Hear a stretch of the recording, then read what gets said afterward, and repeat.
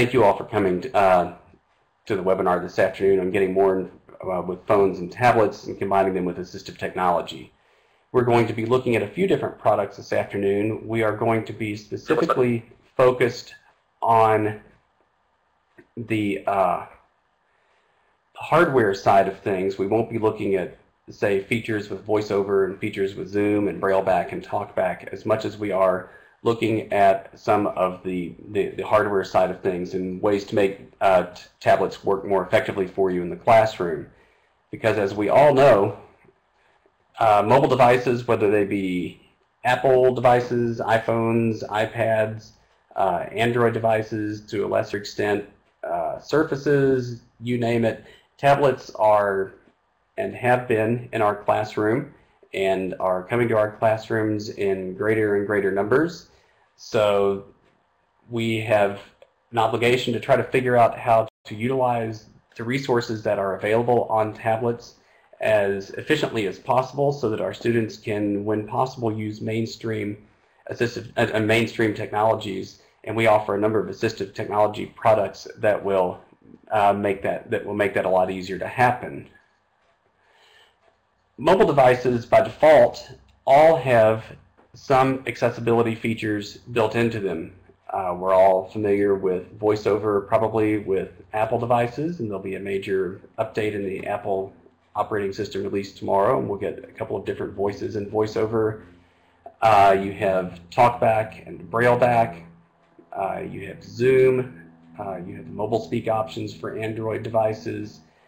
Obviously, for tablets, you can use the accessibility features that come with Windows, whether that be narrator or the built-in magnification settings. But often these accessibility features are a little bit wanting as far as being complete packages. So HIMS has a number of products that have been developed for adding power to your tablet and adding versatility to your tablet. One of the first products that we're going to be talking about is the eBot, which was just released as part of our 15-year anniversary celebration for this year. We've had a number of innovative products that have come out this year, and the eBot series is probably one of the more revolutionary series of products that we have had that have been introduced this year. The eBot series of video magnifiers allow you to use typical swipes, gestures on your tablets, whether it's Android or Apple, to control things such as the size of the text, the color, the contrast. On models where you have optical character recognition, they also allow you to control the optical character recognition, and we'll get into this in a bit later on. But on the eBot Pro, which has motorized cameras, you can actually switch the camera between near view and distance view and pan the camera with just using the tablet. There are 3 different eBot models. The eBot and eBot Advanced both look the same, so we only have one picture here. The eBot and eBot Advanced, the primary difference in the two is that the eBot Advanced has optical character recognition for text that is on the screen, and it also comes with a remote. Both of these work along with the eBot Pro, can hook up wirelessly to your iPad or Android device through an app that is downloadable in the App Store or the Google Play Store, depending on your operating system.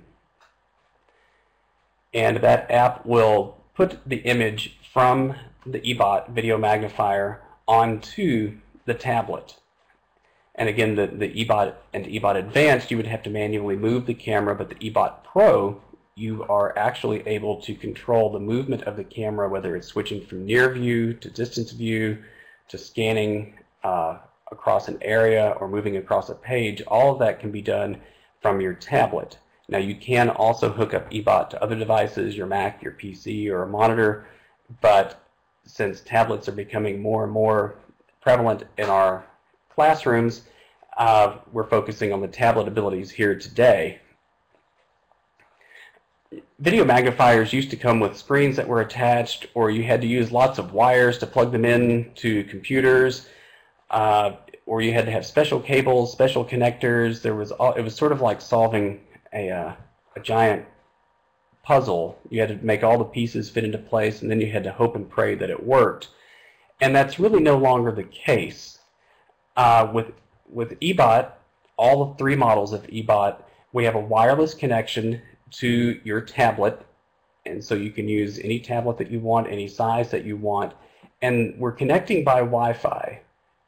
And one of the immediate things that comes up is, does that mean that if I don't have Wi-Fi, I can't use this device? And the answer is, it does not mean that at all.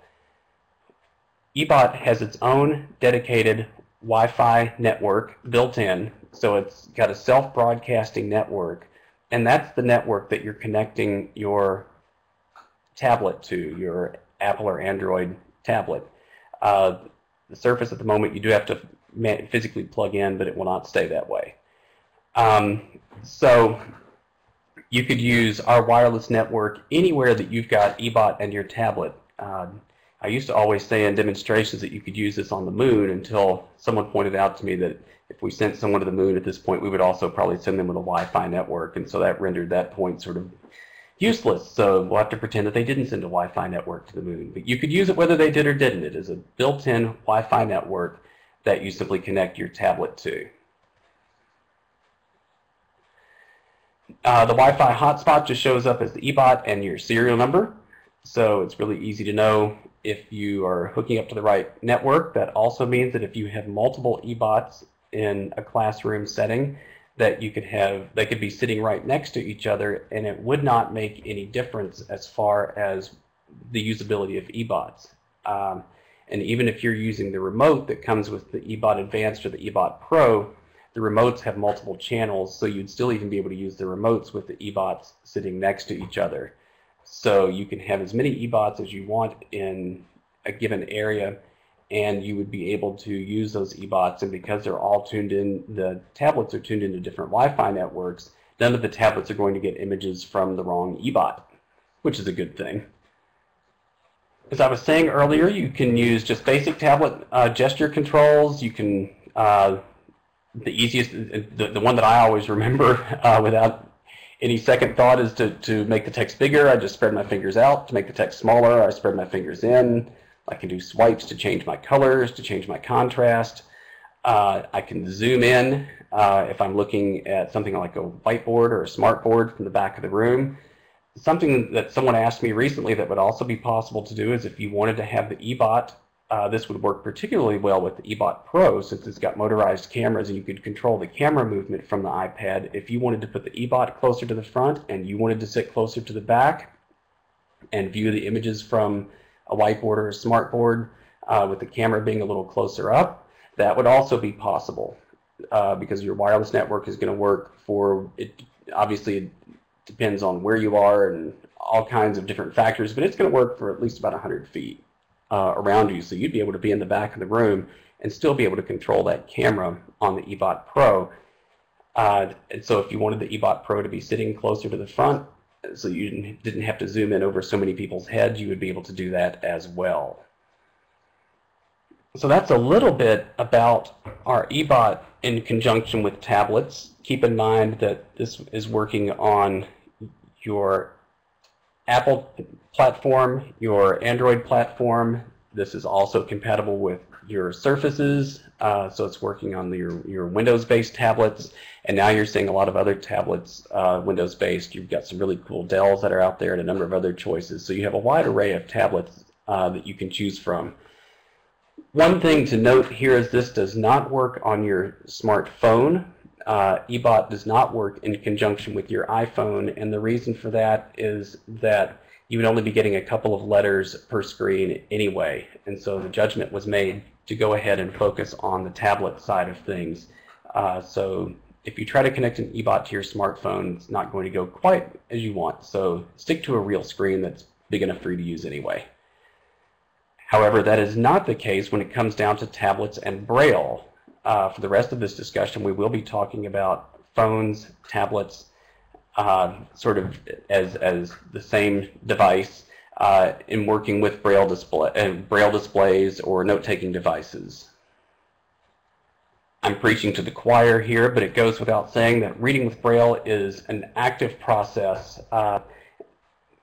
We all know that we have speech built in to most devices at this point into your Apple devices, or it's easily addable to your Android devices. You can use Narrator with your Surface. So it's possible to listen to something, but as you all already know, listening is much more passive. So as a lifelong Braille reader and Braille fanatic who doesn't really function particularly well with audio, I can guarantee you that Braille is a more active reading experience if you've got someone who doesn't have the ability to be able to read in print. One of the big problems with Braille, obviously, administrators a lot of times will see a tablet, they'll see an iPad talk, and they figure the speech, that's great, we're done with that. Here's your accessibility kid, good luck, this thing talks, let's move on. And unfortunately, it doesn't really quite work out that way. Braille ends up being, from a pure economics standpoint, something that makes sense. What we're trying to do, and again, this is preaching to the choir, we are trying to make our students into tax-paying citizens instead of people who are taking money out of the system. So just a brief look at some of the employment numbers that a lot of you all have seen before, but depending on whose statistics you use, anywhere from 59 to 74% of blind people are unemployed. That's a horrible number. It's a thoroughly unacceptable number. And what's depressing, I guess, from my standpoint, and I'm sure from your standpoint, is that for those who should have learned Braille and did learn Braille, and again, meaning non-print readers, I'm not advocating that if someone has a lot of usable vision for print and it's going to stay that way that they learn Braille, but if they are, if their vision is deteriorating, or if they simply don't have much vision or no vision, and if Braille makes sense, among people who are Braille literate, their chances of getting a job go up by 90%, which means that your unemployment rate has dropped from that horrible 74% number listed before to only 10%, which is still higher than the national average, but it's a big improvement. So from a sheer economic standpoint, investing in Braille now means that we're getting tax-paying working citizens who put money back into the system. Whereas if Braille is, and the reason I point out this argument is that sometimes with administrators or people that are way further up the food chain than I am, numbers talk. And so from a sheer numbers perspective here, it's almost a guaranteed investment. You're spending a few $1,000s now, and you've got a 90% chance of getting a return on that investment that's going to last a lifetime. So to me, that's a really powerful argument. On the Braille, on a tablet, you can gain full access to a tablet using a Braille display. You can see the contents of the screen on the tablet. You can mute the speech so that your tablet isn't talking to your neighbor, which means that you aren't put into the position of having to either plug in a headset so that you've got one ear not focused on the classroom, or you're not in the position of just having a neighbor listen to your tablet babble for you or to you. You can, and I think more importantly, and people are always sort of amazed by this, but you can control the tablet from the Braille display. And I've been a little bit surprised at how many people did not realize that you have virtually complete control of your tablet from the Braille display. I'm an Apple user, so I can speak more knowledgeably from the Apple side of things. I'm not as good with my Galaxy as I am with my iPhone, but I can change pages, I can select, cut, copy, paste text, I can open apps, close apps, go to the app switcher, all of that just from the Braille display. So the Braille display makes that interaction with the tablet a much more interactive process, and it allows me to use a medium that I'm more comfortable with. I don't have to use the touch screen if I don't want to. I can just use the Braille display to interact with that tablet. In all of this, I guess with the possible exception of your Windows-based tablets, some of which have USB ports, you're primarily using Bluetooth to connect your Braille display to your tablet. It is not a particularly difficult setup. It, of course, is a lot easier after you've done it once. We do have a document that we can send out to you that details how to connect your iPhone and iPad, iDevice, whatever, to HIMSS products, whether it's a Braille Sense or a Braille Edge. And I've been throwing a lot of information at you, and so it's probably really easy to be a little bit confused at this point. And I'm not sure if I can, not sure if these next slides will help with that confusion, but it will at least give you a little bit of knowledge to work with. Braille displays, there are two different types of Braille displays at this point. There are note takers and there are dedicated Braille displays, except that the movement is towards having dedicated Braille displays, including the Braille Edge from HIMSS, have some core note-taking capabilities built into them, so that the Braille Edge, for example, has a notepad, a basic calculator, a scheduler, an alarm, and a countdown timer, and a stopwatch, all of which go beyond the traditional view of a dedicated Braille display, which used to be that you pretty much just plugged the Braille display into another device and used it as a dumb terminal. So you're getting a lot more for your money at this point than you used to when you were just getting a dedicated Braille display. Which means that as dedicated Braille displays have taken on what used to be solely note-taker functions, what used to be note-takers have started to slide more into Braille tablets, which allow you to either interact with another device such as your iPhone or your Android device, or with your computer or with your Surface or whatever. But you also have the ability to use a number of blindness-specific apps on a Braille tablet independently of external tablets as well. For example, the Braille Sense has a number of apps that are available that make the unit simply easier to use as a blind person. Some of those features would include easy access to Dropbox. We also offer you easy ways to download the audio from YouTube, which you could certainly do on a tablet with just using a Braille display, but it is significantly easier and more efficient on a Braille Sense, and I would argue that efficiency saves time, and we only have so many life hours on this earth. We give you, on the social side of things, we give you access to Twitter and Facebook, which again you could use your tablet and a Braille display for, but these are blindness-specific apps that take a lot of the scrambling and questions out of the experience. We also have a PowerPoint viewer, which I'm using as we go along this afternoon so that I can look at any PowerPoints. An Excel viewer, a scientific calculator, full Nimitz support, and more. So a lot of these things you could do on your tablet with a Braille display, but the Braille Sense allows you simply to do them more efficiently, more effectively, and also when possible, I like to use as few devices as possible at one given time. So note takers such as the Braille Sense allow your students to take advantage of the power and flexibility on tablets, as well as providing a more accessible environment for many tasks. And what you find here is what you're really giving your blind student at this point is choice. We don't make a sighted person decide, do I want to use a pen and paper, or do I want to use my Galaxy, or do I want to use my iPad? People switch and they use different tasks, different devices for different tasks. And so a lot of what we're offering here is the ability to make choices. With the Braille Sense, you can either use our standalone apps, or you can interface with your tablet.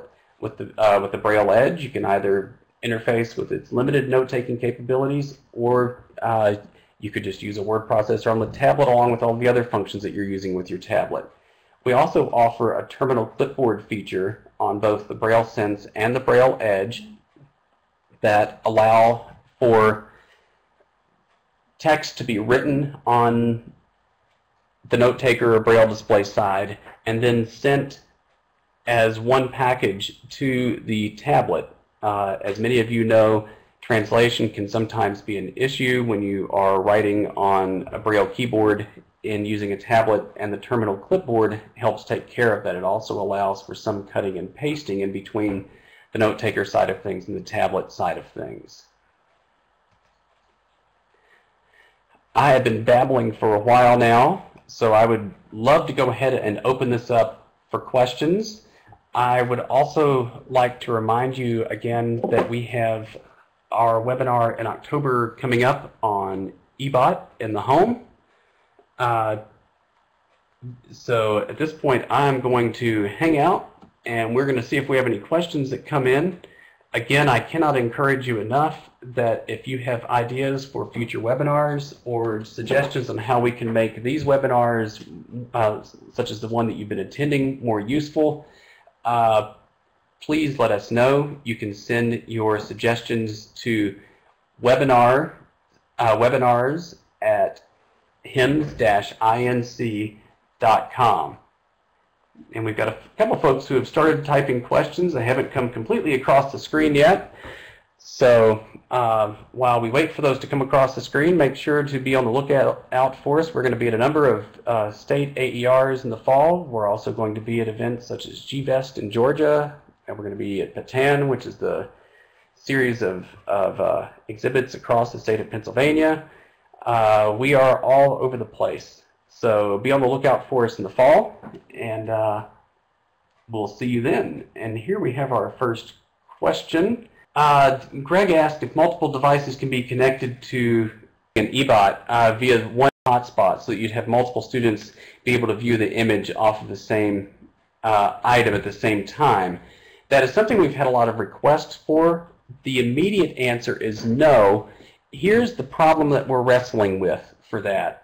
If we allow for multiple tablets to hook up to one eBot, who's going to be in control? If I have one student who has significantly more vision than the other student, can they, so that one student wants to text really, really big and the other student wants to text really, really small, who's going to control that? At the moment, the iPad is simply working, or the tablet is simply working as a means to control the eBot. So you would have people fighting for control. There may be a way around that in the future, but at the moment, that has proven to be our hang-up with mirroring. As you probably know, on Apple devices, at least on your Mac, you can mirror Braille displays, and they let you specifically dictate who is going to be in control, which solves that problem. But it's almost done more from a control as an administrator or a teacher, so that the students are all seeing the same thing on the display, and it's a little bit harder to do with this. There's a question here asking if we can come to Virginia. I am going to be at Virginia AER early next year, which is really cool because it's been a long time since I've been in Virginia. By all means, send me an email at dave@hims-inc.com, and we'll find a way to get to Virginia. There's a question wanting to know if I said that, and to make sure that someone understood that PowerPoint Viewer is available on the Braille Sense products, and the answer is yes, it certainly is. As of version 8.2 of our firmware, there is a PowerPoint Viewer that will support PPT and PPTX files, so you can open virtually any PowerPoint and view the text of the slides on the Braille Sense, and this will work on Braille Sense Plus models along with Braille Sense U2 models. And to update your Braille Sense and all of our updates, this is a good time to point out that updates have always been and will continue to always be free from HIMSS, no matter what the product is. If you go to your file manager by hitting function key 1, go to Utilities, and then hit Upgrade, choose Online, and the Braille Sense will take care of the rest for you. So it's a pretty easy process to update the Braille Sense. I should also point out that our QWERTY models, or our computer keyboard models, offer full support for Apple and Android devices, so that you are not forced to use the FDS and the JKL keys to create Braille when you're using the keyboard for Braille entry, which is pretty cool. We have another question. Here's someone wanting to know about the test-taking features. And I so totally miss this, and it's one of the things that I really fought for. So I should be whacked for missing this. The BrailleSense U2. Now this is U2 specific. Does not work on the Plus. There are some less stringent things that will work on the BrailleSense Plus, but on the U2, if you go into the menu manager, which is available through settings, you can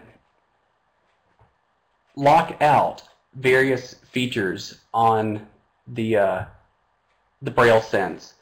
And then there is a keystroke, which send me and this sounds really paranoid, but I don't want this to get into the hands of students. Send me an email and I will send you the keystroke or the command that will then let you lock the BrailleSense and enter a password, so that your student literally would have to be able to know the password to unlock the features. So that, for example, if you didn't want your student to have access to the internet browser or email or Facebook or Twitter or the spell check or the dictionary during a test, you could simply lock all of those features out and password protect the unit so that only you would be able to turn those features back on. This is also useful for just getting rid of things like, say, the FM radio that you don't want your students to be able to use in class anyway. So by being able to do this, you can totally control the environment of how much. It's one thing to be able to have features on a product, but there are times that you simply don't want those features available to you. And we do not document this in our user guide, and the reason we don't document it is that we are trying to keep this information out of the hands of your students.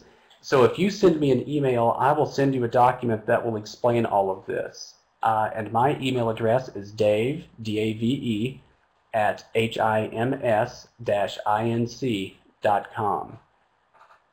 It's also worth noting that the Braille Edge has some note-taking or some test-taking features, and that I can simply remove the secure digital card, and by doing such, or putting a blank secure digital card in the unit, all of the content is stored on the secure digital card.